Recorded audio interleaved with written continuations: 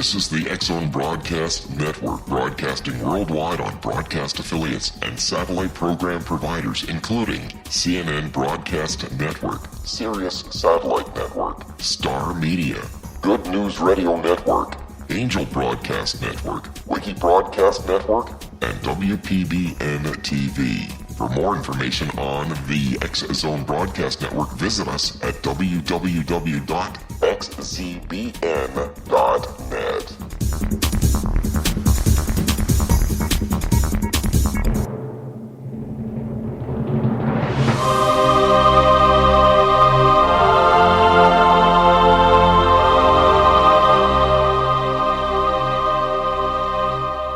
The Science of Magic with Gwilda Wiyaka is largely an opinion talk show. All opinions, comments, or statements of fact expressed by Gwilda Wiyaka's guests are strictly their own and are not to be construed as those of the Science of Magic or endorsed in any manner by Gwilda Wiyaka, Relmar McConnell Media Company, its affiliated networks, stations, or employees.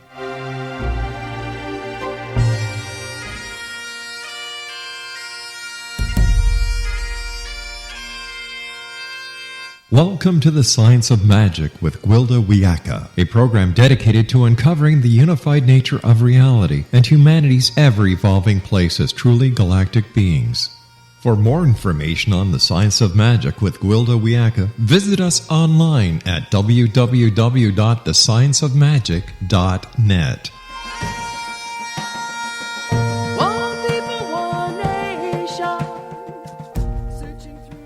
Welcome to the Science of Magic, a program combining the science and magic of today's leading topics to co-create new solutions and promote evolutionary thinking. We're coming to you through the leader in responsible paranormal and alternative science programming, the X-Zone Broadcast Network, xzbn.net, and can also be found on our website, thescienceofmagic.net. I'm your host, Gwilda Wiyaka. This hour we'll be exploring language of the soul. Only when your words become not sound but light that moves through your soul will you be able to speak with Great Spirit's name, my old shamanic teacher informed me. Will that ever happen? I ask, baffled by the concept. Not in my lifetime, but yes, in yours. He believed that the magic ritual, religion, and shamanism were all formed in an attempt to create a pathway for the soul to communicate with spirit.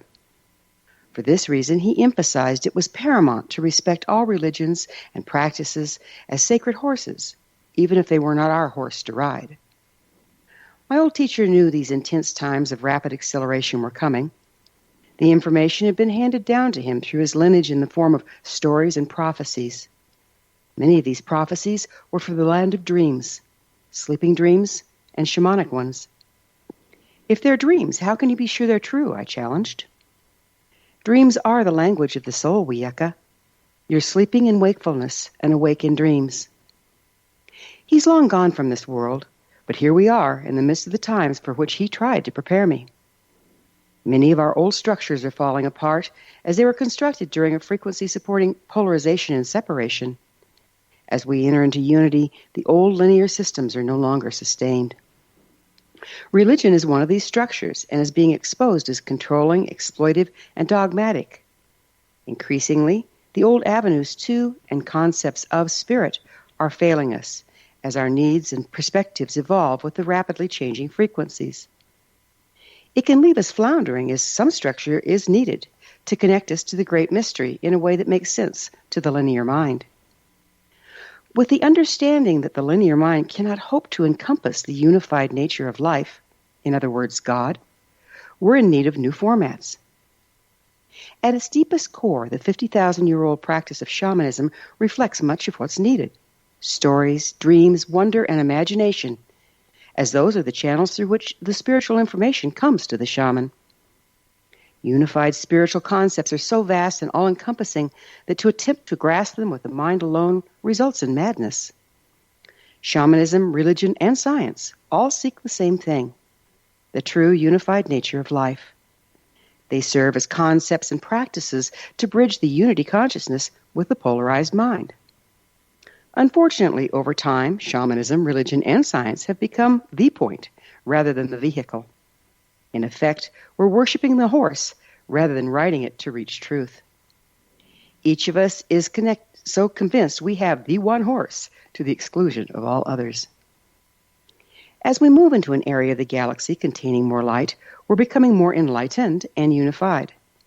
More light and greater understanding allows us to embrace more of all that is.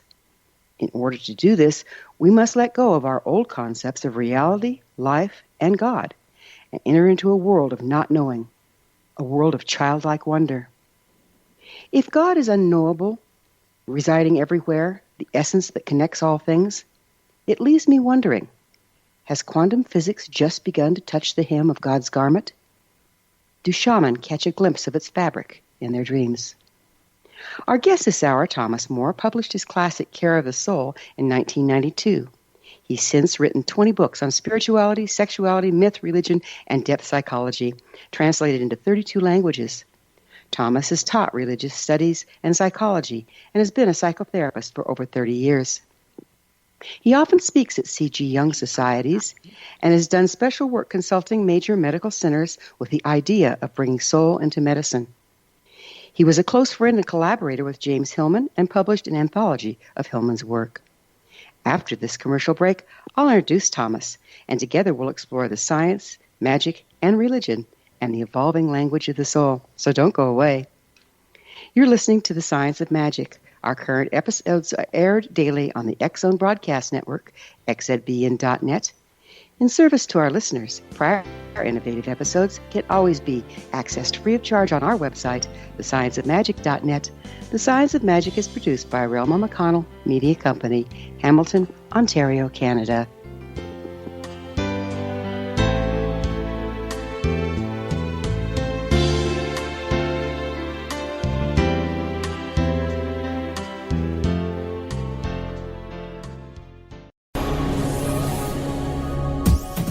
This is the X-Zone Broadcast Network, broadcasting worldwide on broadcast affiliates and satellite program providers, including CNN Broadcast Network, Sirius Satellite Network, Star Media, Good News Radio Network, Angel Broadcast Network, Wiki Broadcast Network, and WPBN TV. For more information on the X-Zone Broadcast Network, visit us at www.xzbn.net.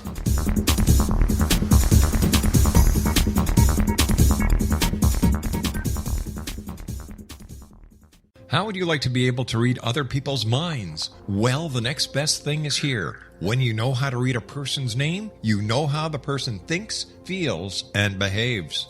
Each letter in our name holds a key to unlock our true essence. Our name contains both our gifts and challenges in this lifetime.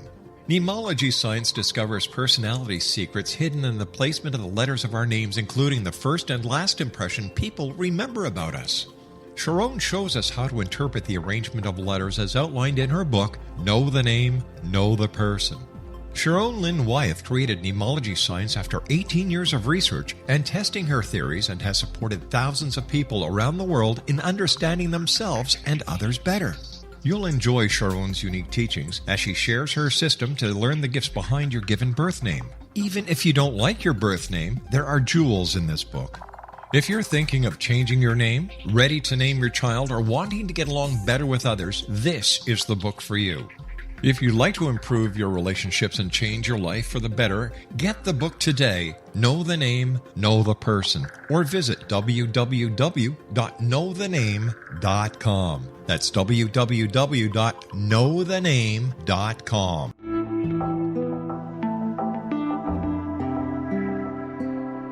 Take a step back in time and discover old Florida cuisine at Marsh Landing Restaurant in Fellsmere, Florida.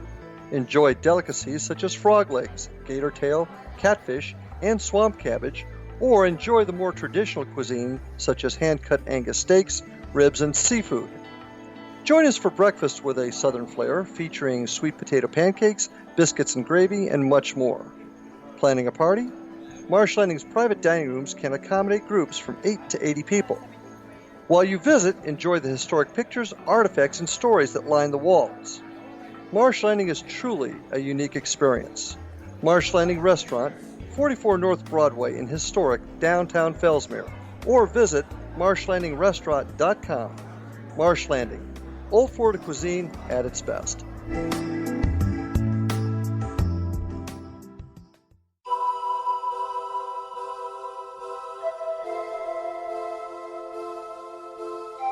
If you're a seeker, don't miss the inspiring book Shamanic Awakening, Between the Dark and the Daylight.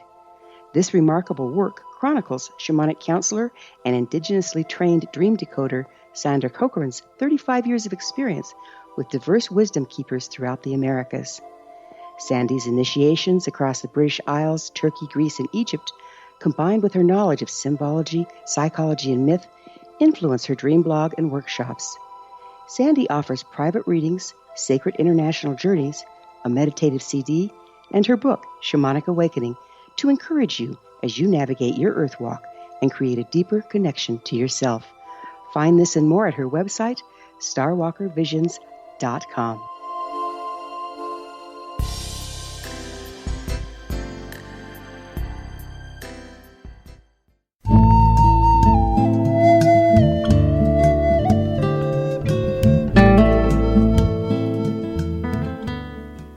Welcome back. This is The Science of Magic, dedicated to unification and evolution of consciousness. I'm your host, Gwilda Wiyaka. Spirit, soul, and God are all concepts that have baffled mankind for millennia, while magic and science are methods to explore them. Why are we so preoccupied with that which we cannot see? Is there something out there beyond our five senses that can explain our purpose and nature, give significance to our otherwise seemingly meaningless lives? With us this hour to explore the topic is Thomas Moore. He's the author of over 25 books on spirituality, sexuality, myth, religion, and depth psychology, including his classic, Care of the Soul. His website is thomasmooresoul.com. That's ThomasMoore, soul.com. Thomas, thank you so much for joining us on The Science of Magic. Thank you, Gwilda, for having me. You have a PhD in religious studies and have written extensively about the soul. What set you on this path? Oh, that's a mystery in itself. I started out, I think it goes back to my childhood. I grew up in a very devout Catholic family and was close to the mysteries then as an altar boy, and I left my family at 13 I became a monk and studied for the priesthood. Did that for about 13 years, and then moved toward my PhD in religious studies at Syracuse University. So I think I heard the notion of soul growing up, but it was really when I began studying religion seriously, that I came across the work of Carl Jung. And Jung uses the word soul in a way that really made sense to me. And I think that that was the biggest influence on me in terms of focusing my work around soul. But it developed without great plan and without understanding of what was happening. But eventually I got to the point to write Care of the Soul, and it's a mysterious thing. I don't know what led me to that. Are you still Catholic? That's a very good question. I am in my own mind, yes. I grew up in Catholicism is just in my bones and in my blood, but I don't go to the Catholic Church at this point. However, I'm just in the midst now of translating the Gospels from Greek with my own commentary, and that project takes me back to my early years in Catholicism. So in my own experience, for myself, that Catholicism is very, very important to me, and it's at the heart of my work. But I think many people would say I'm not Catholic because I don't practice it externally. So we're all on the same page, and here's a tough one for you. Let's define some baffling concepts. For the sake of our discussion, how would you define God? Oh, wow, that is difficult.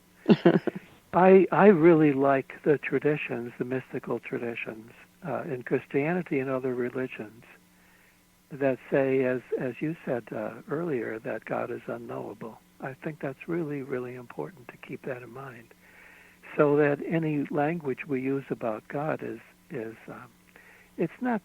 It helps, but it doesn't tell us much. So I don't myself in my work and in my own life. I don't use the word God very much. That's quite rare. I will, and I think it's okay. But I think I misunderstood if I use it, because I want to keep that mystery and unknowability and the notion of God all the time. So I don't use it. What I try to do is evoke a sense of God in my writing without using the word, if that's possible. That's what I really try to do. And I'm very aware of the traditions of the mystical approach to God, and this is not my idea. The idea of not using the name easily is very old. And so when I do write and try to evoke God, I'm serious about that. I really do. But again, it's difficult for most of my readers probably to appreciate. It's a very shamanic approach, really, because that's the way my teacher was. He was very short on words, and mostly there was a frequency that he'd bring through to evoke the sense of the divine. Do you see our concept of God evolving at this time? Well, yes, I do. I mean, I see the whole spiritual life and religion evolving tremendously in the past 40 years, 30 or 40 years. There's been a major shift. And, people no longer identify religion with belonging to one of the traditions. At least, some people don't. A large number of people don't. And so there's been a big shift. And that definitely affects the notion of God, although I don't think we're at a point yet where we have really applied that shift to the very idea of God. That's going to take a little more time. People today are not very theologically minded. I don't think they're very concerned about how to define God. They just either use the name God or they don't. I don't see much middle ground there. I find myself in the middle. I don't use the word much, but my whole life is infused with the notion of divinity and what God is. So what's the difference between spirit and soul? Well, this varies according to traditions, but the tradition I am in is the one I write from, makes a distinction between spirit and soul. So spirit would be that impulse in us to transcend, to go beyond where we are, to go beyond our physical life through meditation and prayer, things like that, a wonder about the nature of things.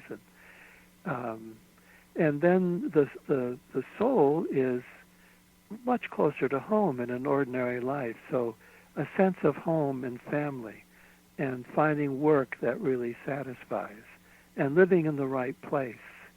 These are all aspects of the soul. It's more mundane. It's the depth dimension of our ordinary days, and the values are different. So, for the soul, at least the way I conceive of it, attachment to our homes and to our family and to our friends is very important, and it's worth cultivating.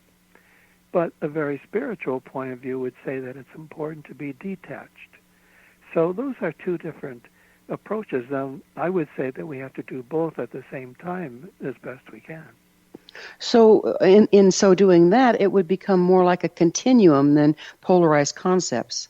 Oh, yes, that's a good point. I should probably say that more often.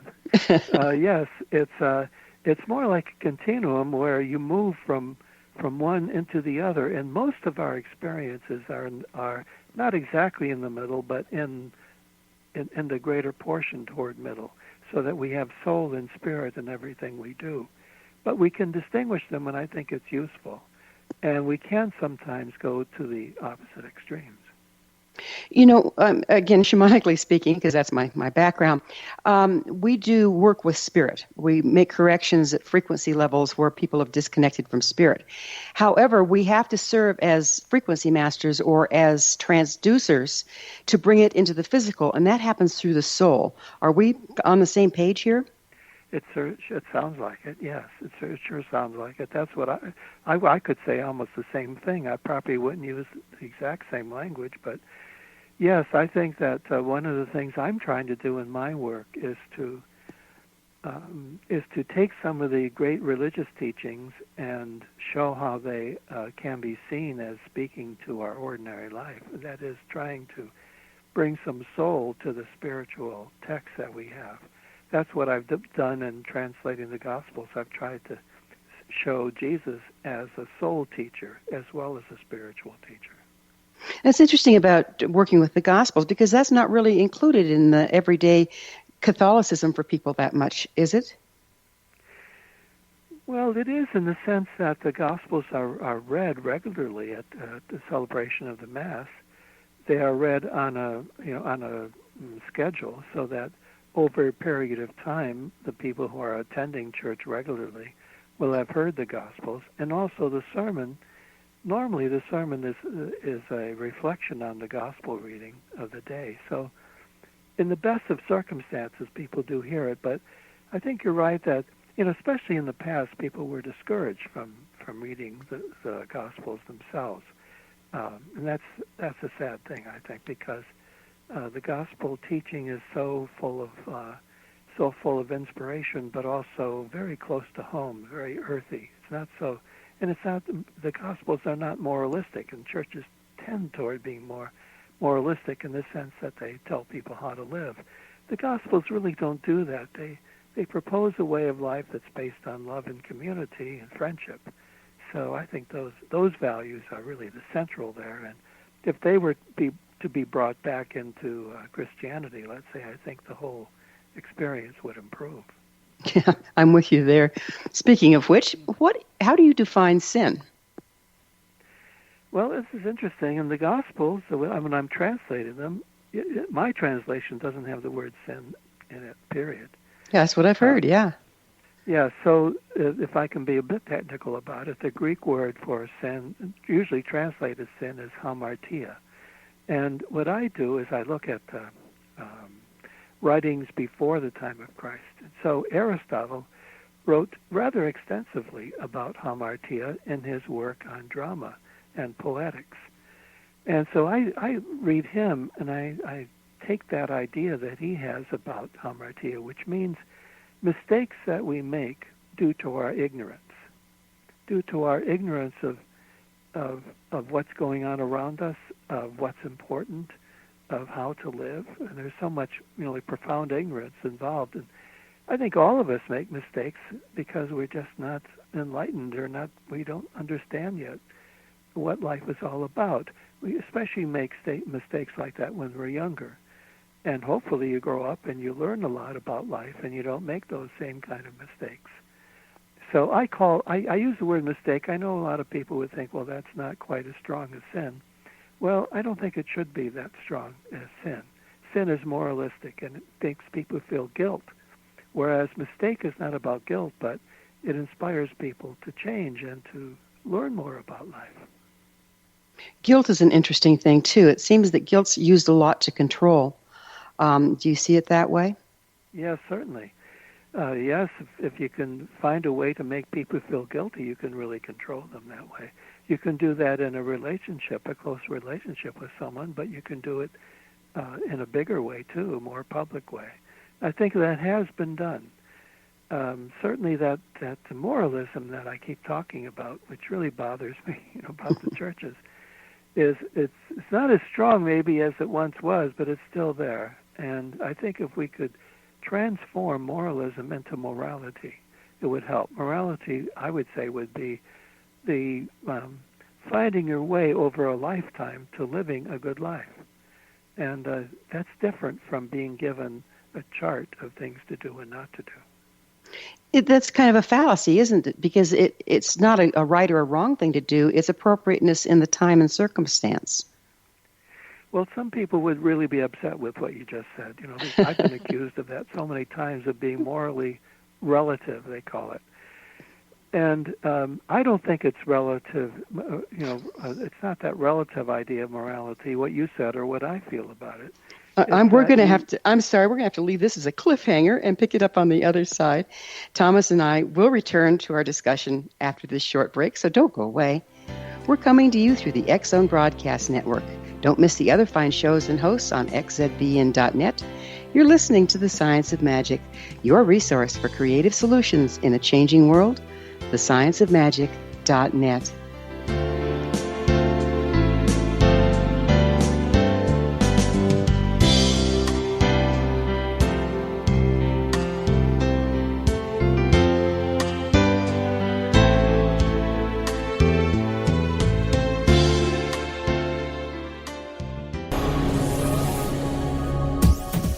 This is the X-Zone Broadcast Network, broadcasting worldwide on broadcast affiliates and satellite program providers, including CNN Broadcast Network, Sirius Satellite Network, Star Media, Good News Radio Network, Angel Broadcast Network, Wiki Broadcast Network, and WPBN TV. For more information on the X-Zone Broadcast Network, visit us at www.xzbn.net.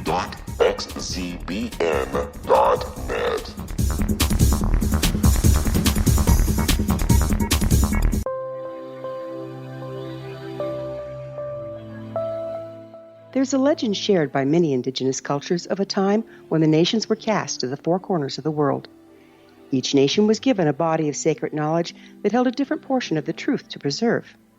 True reality could not be known until all the nations reunited, combining the information.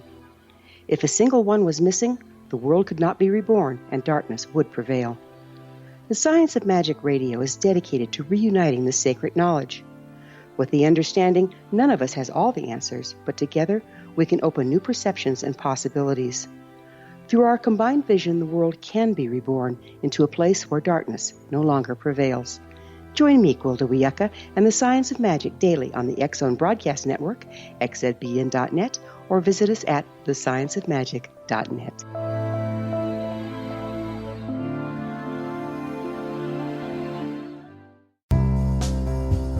Gibbs A. Williams, Ph.D., is a practicing psychoanalyst, supervisor, researcher, and author in New York City. Much of his life has been dedicated to understanding nature and the uses of meaningful coincidences or synchronicities.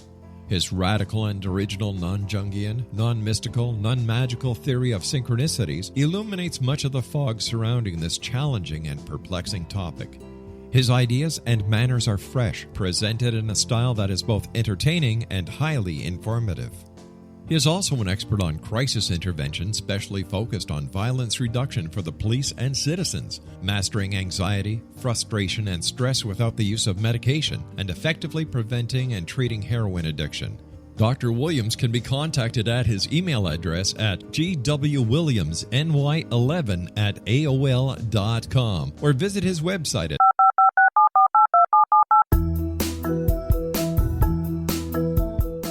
Did you know that when you're on the road with limited data or Wi-Fi, you can still listen to the X-Zone Radio Show with Rob McConnell, The Science of Magic with Gwilda Wiyaka, X-1, Dimension X, Space Patrol, and every minute of the X-Zone Broadcast Network by calling 213-401-0080, courtesy of Audio Now.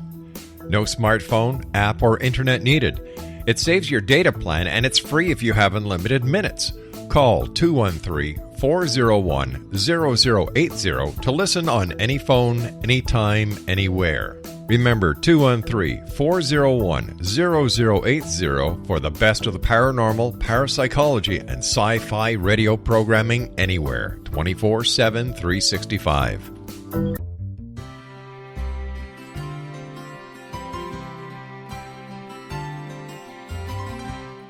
True healing must address 4 levels: physical, emotional, mental, and spiritual, for us to live joyful and productive lives.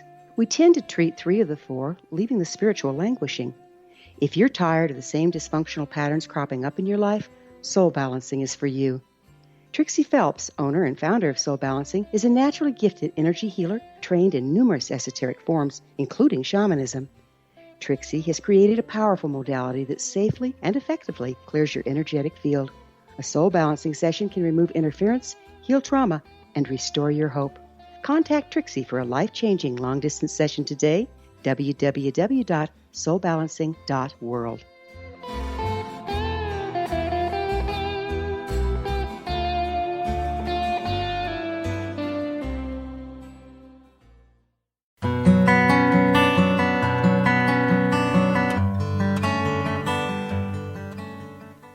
Welcome back. This is the Science of Magic, a place where magic and science come together to promote enlightenment. I'm your host, Gwilda Wiyaka. We cover what's hot. For in-depth exploration of leading-edge subjects from numerous authorities and viewpoints, join our email family to receive our topic-driven episode collections at thescienceofmagic.net. Our guest this hour is Thomas Moore. He's the author of 20 books, including his classic, Care of the Soul. Thomas, we were talking about good old sin. What about original sin? Well, original sin does make some sense to me. I think that human beings inherently have a lot of ignorance and tendencies to be swept away by their passions.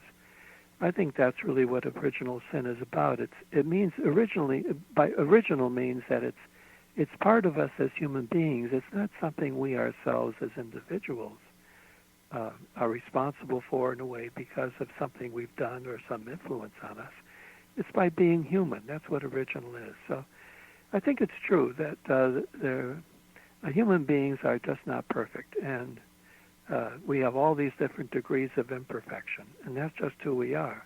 And we try over a lifetime to get better at life. And I think the notion of original sin then can be very useful. So like to error is human.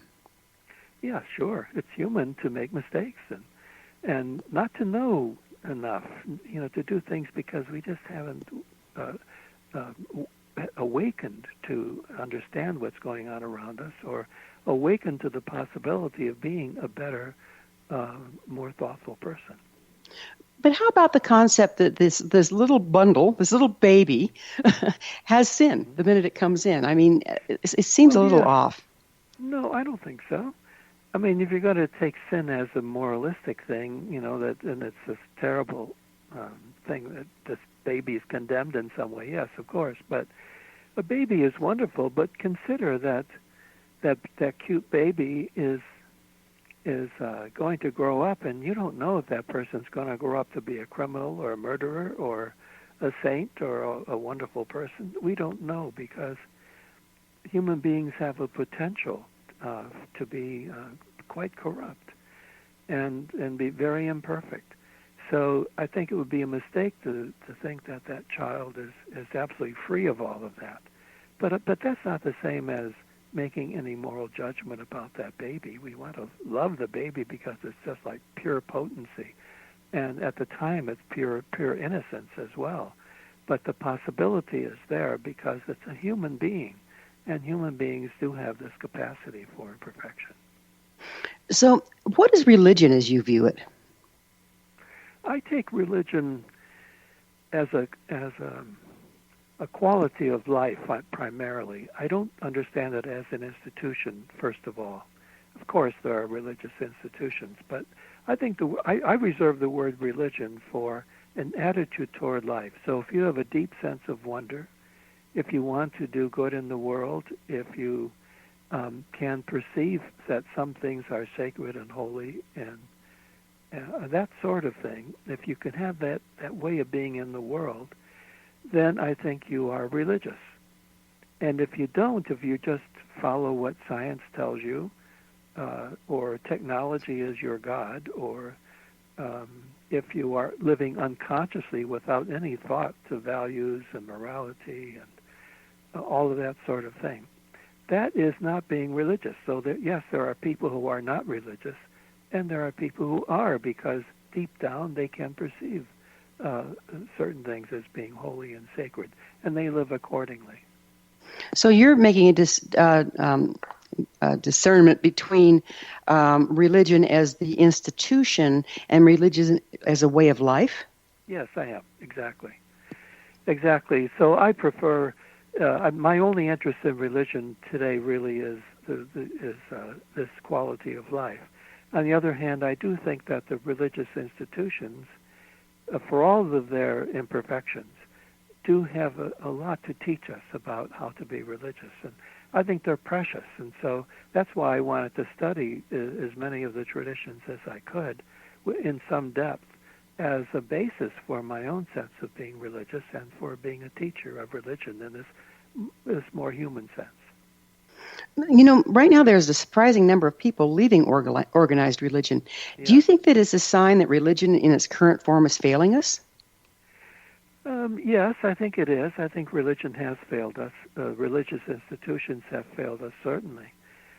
They've been so interested in membership and that people live a certain in a certain way, everyone living the same way together.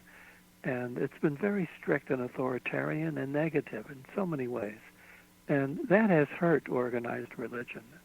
It hasn't been necessary, but that's the way it has developed. So I think that the move away from institutional religion could be, in some ways, a good thing. Understand, though, when I say that I love the traditions, and I think they're a resource for our religious life, and I'd hate to see them neglected. In fact, I'm always a champion for the traditions. But as far as the institutions go, they have really failed us. I think that's certainly true. Yeah, I used to live close to an affluent city, and every Sunday I'd have to avoid a particular street because it was always blocked with traffic coming and going from this massive complex. It was a Christian church. 3 blocks away in the dead of winter, there's a park full of homeless people. Never the twain shall meet. So what's the point of building these huge churches if we can't help our people?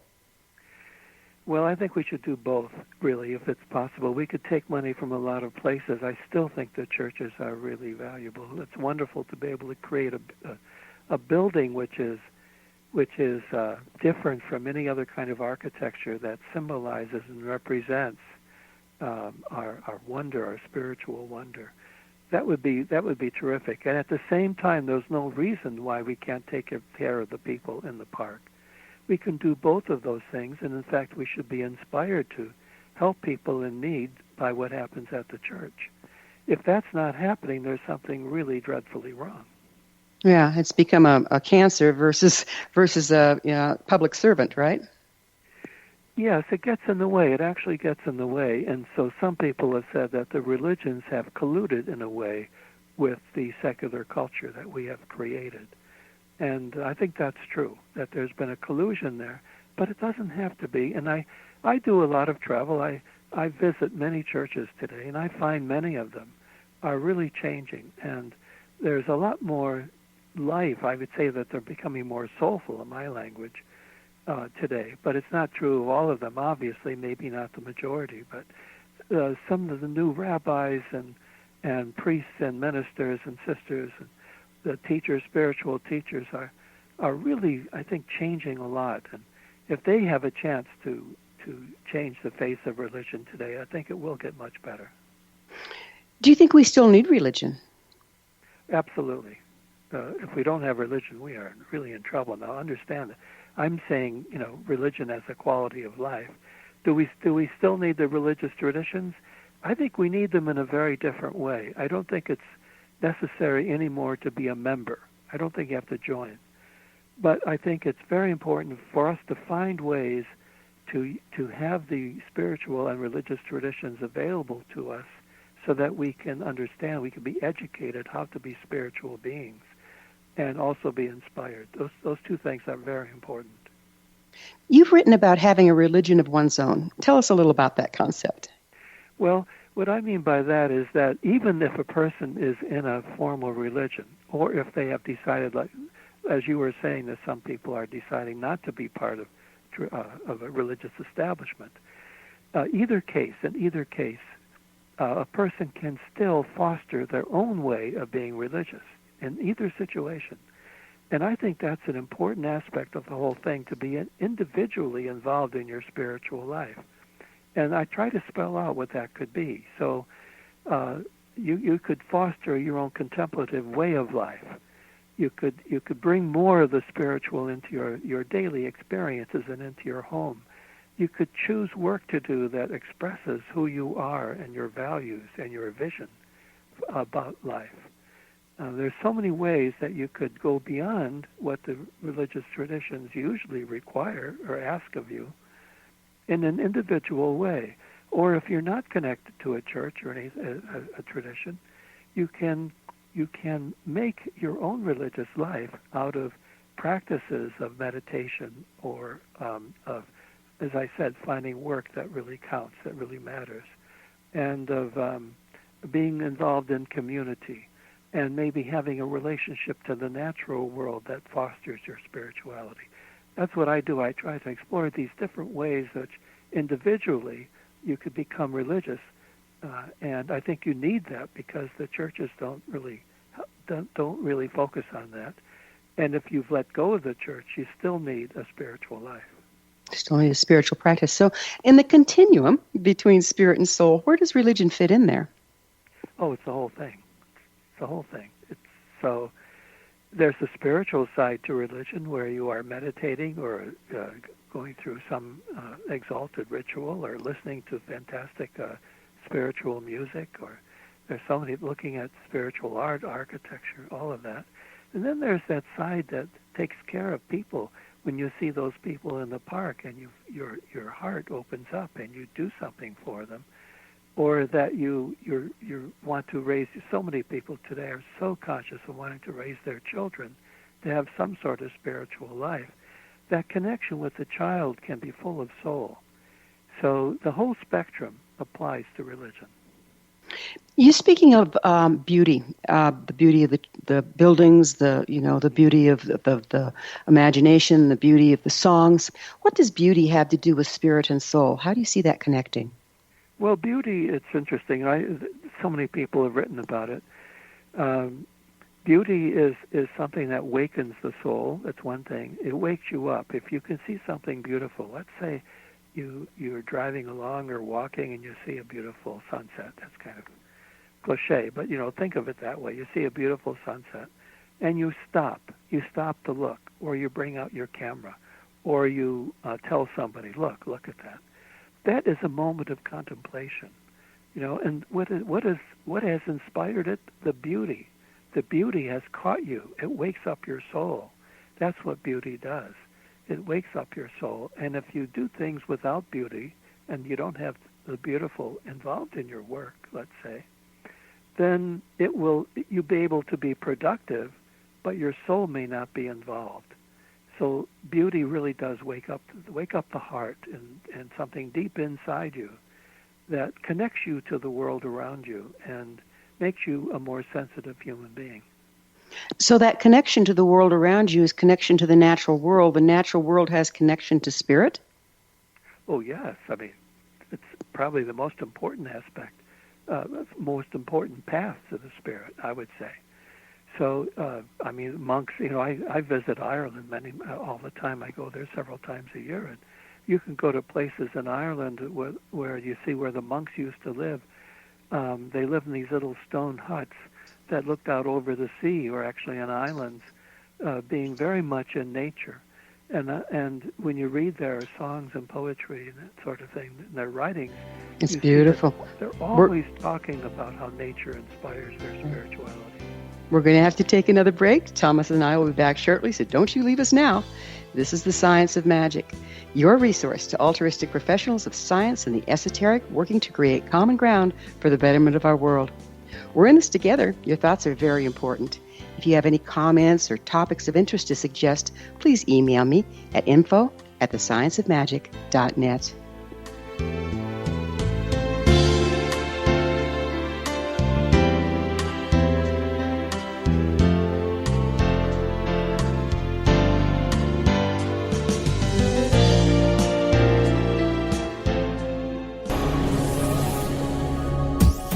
This is the X-Zone Broadcast Network, broadcasting worldwide on broadcast affiliates and satellite program providers, including CNN Broadcast Network, Sirius Satellite Network, Star Media, Good News Radio Network, Angel Broadcast Network, Wiki Broadcast Network, and WPBN TV.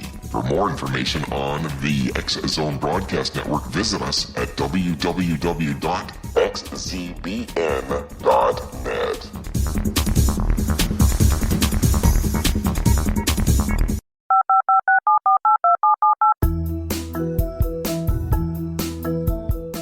Did you know that when you're on the road with limited data or Wi-Fi, you can still listen to the X-Zone Radio Show with Rob McConnell, The Science of Magic with Gwilda Wiyaka, X-1, Dimension X, Space Patrol, and every minute of the X-Zone Broadcast Network by calling 213-401-0080, courtesy of Audio Now.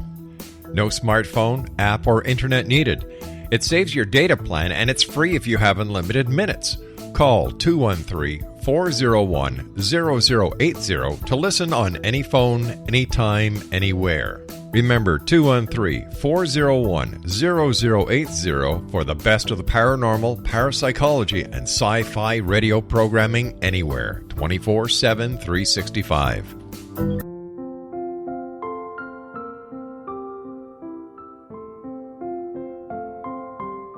I am Dr. Carl O'Helvey, founder, president of a new cancer foundation focusing on evidence-based physical, mental, and spiritual interventions, including natural cancer cures, prayer, meditation, affirmations, nutrition, and other related holistic cancer prevention and cure modalities.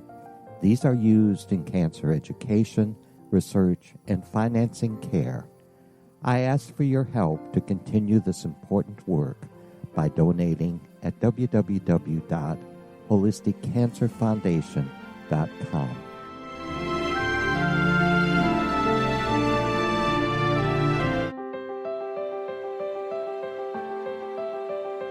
Wouldn't you love to know the secret to everything? I'm Dr. Kimberly McGeorge, and on The Secret to Everything, we will merge the practical with open investigation into all realms of the mysterious. We will talk to cutting-edge alternative health practitioners, those who inspire and motivate you in business and life, and of course, we will share stories of the paranormal, conspiracy, and cryptozoology. You will transform because of the frequency I carry, the frequencies my guests carry. Life may never be the same after you listen to this program, for the secret to everything is for you, the listener, for those who desire more in every area of their lives and believe that it can still be found. Listen and discover thesecrettoeverything.com.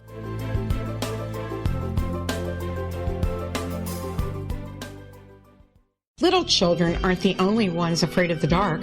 Millions of soldiers return from war zones with PTSD, anger, frustration, fear, and loneliness, much of which surfaces during the darkness of the night. You have the chance to change the lives of these American heroes. Songs and Stories for Soldiers.us provides free MP3 players for these men and women.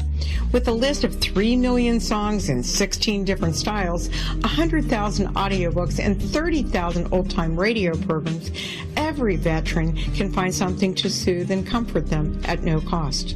All our players contain an 8-hour audio program designed to help veterans fall asleep.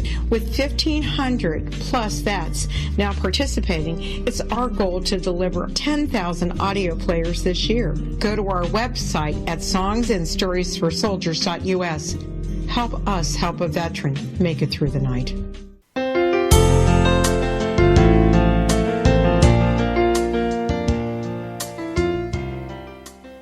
Welcome back. This is The Science of Magic, bringing together gifted people of service to the world. I'm your host, Gwilda Wiyaka. What's up in your world? Email me at info@thescienceofmagic.net and suggest a topic that's on your mind. You're probably not the only one interested.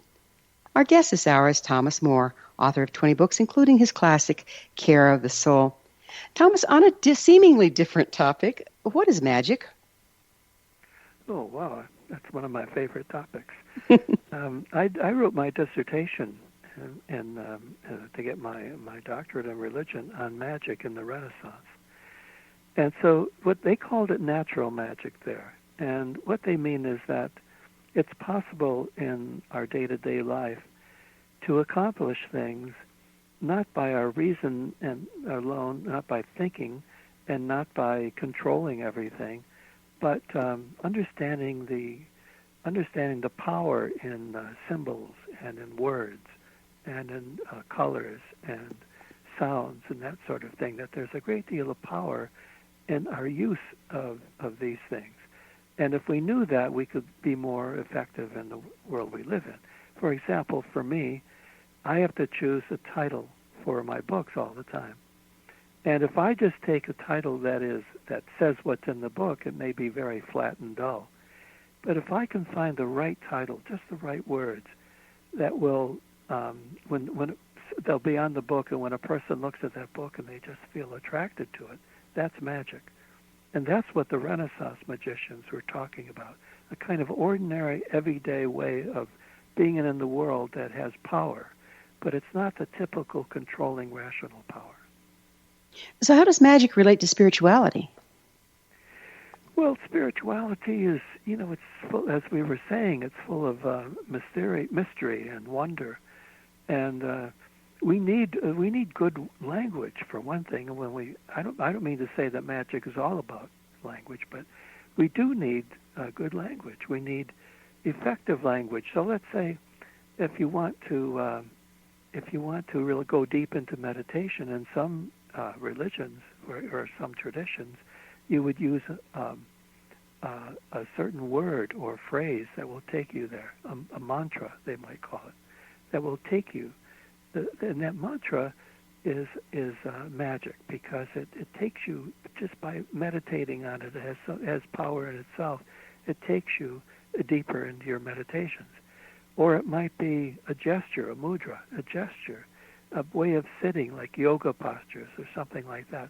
There's a lot of magic in that, because it's not very rational at all, but it can have a powerful effect. So that's how magic can sometimes be very useful. In fact, in some religions, you'd have to say that there's a lot of magic. Like for me, attending a Catholic Mass, people don't want to call that magic, but it's pretty hard to distinguish that magic from sacrament. So that people are making gestures. You're listening to bells, you're standing and kneeling, and you are sitting, and you are reciting words and chanting words. All of that is trying to tap into the magic of that language. I've had the good fortune of traveling a lot myself, and I love going to the cathedrals because that magic stays in the air even when the ritual isn't being performed. Absolutely. The cathedrals are, you can see they're built not for practical purposes. I mean, there's a lot of wasted space if you think of it only practically. But, and it's not just about having a building that can serve people physically. The cathedral is built to have magic, so that you get into that space. Like you go into some of these old cathedrals, these Gothic cathedrals, and look at the ceilings that have these incredible vaults. And I mean, it's one thing to talk about them, but to really stand there and look at these things, they just overwhelm you. Yeah, they do. The sacred geometry is involved there, isn't it? Sacred geometry is heavily involved in it, and so sacred geometry is part of the practice of magic. And if you want to learn magic, you might want to study sacred geometry. It's so fun. It's like the geometry is a way of connecting the magic with the earth, and the magic really comes from the earth in a lot of ways, doesn't it? I think it does. The natural world too is full of magic. So you can be in front of you can be in the face or next to a waterfall, just a waterfall, and if you don't feel some power there, and if you don't feel awe in it, then I don't know where you're not awake very much. Because that's a natural world speaking to you magically. What's happened to us? I mean, we've separated ourselves so much from the natural world. Some people never go out in it. They're always on concrete. Sometimes they drive from their parking garage directly to another parking garage at a high rise where they work. What's that doing to our spirituality? Well, I do think the natural world is so important to give us, to feed our spirituality. You just look out at a night sky. If you have a practice of doing that, or checking where the moon is, or these days, right now, Venus is so bright in the sky. Every night I look up and I see Venus, and I think of the goddess Venus when I look at that planet. That's the old tradition. And I just feel like I am in a moment of illumination or meditation at that point. Very important for my spiritual life, and it's nature speaking to me. On the other hand, the manufactured world and the city and so on also has its own spirituality, and there's a lot to gain. You can develop your spiritual life in the city, but I think it's important to have both as much as possible. Yeah, I would agree. So you speak to dreams as pure expressions of spirituality. Would you expound on that a little? Well, I use dreams in my therapy practice all the time. I mean, every single hour of therapy I do, I focus on a dream. It seems to me that the dream tells us what is going on in a person's life in a way that's pure, that's clear. Whereas if a person tells me what's going on, it's their story, it's their interpretation of what's happening. But I look at the dream, and it seems to me to be there teaching us at a deeper level what is going on. It's in language that is imagistic, so you have to let those images speak, and they do. They do speak if you just have a little technique. It's not really interpreting symbols. It's letting the images, just like a poetry, inspire you to think about your life at a deeper level. And I find it indispensable. One of the beautiful things about dreams and the allegories found therein is the meaning can evolve as our understanding does. Would you speak to that?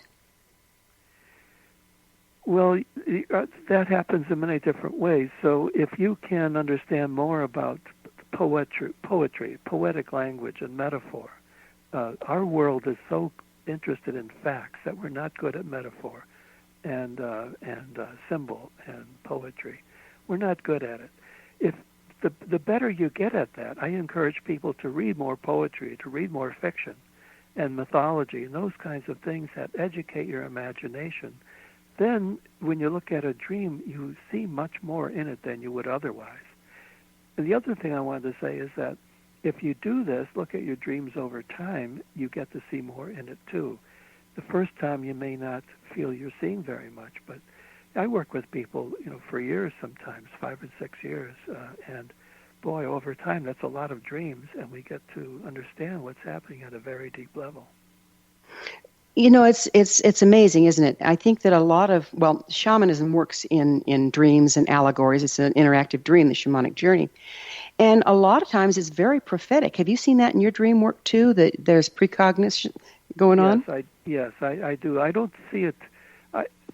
I don't see it too often where you get the sense this is like pure prophecy. I do see it sometimes. What I do see, though, is an expansion of time, so that you're thinking, if you're close to your dreams, you have a better sense of your future, because you know at a deep level what's developing inside of you, and it has more implication for your future than if you're just looking at the surface of your life. So those are two different ways of seeing prophecy and dream. One is absolutely saying, oh yeah, this is telling me what's going to happen. And the other thing is saying, I understand myself better. I can see where I'm headed. Mm-hmm. Boy, isn't that important. That's very important. Very important to have a sense of future, which is why I'm not too happy with the notion of being in the present all the time. I like to be in the future, and I like to be in the past. Well, there's this formula out there that says causality is half part the present and half part the past. So if you never go there, you don't have anything to bring present to create with.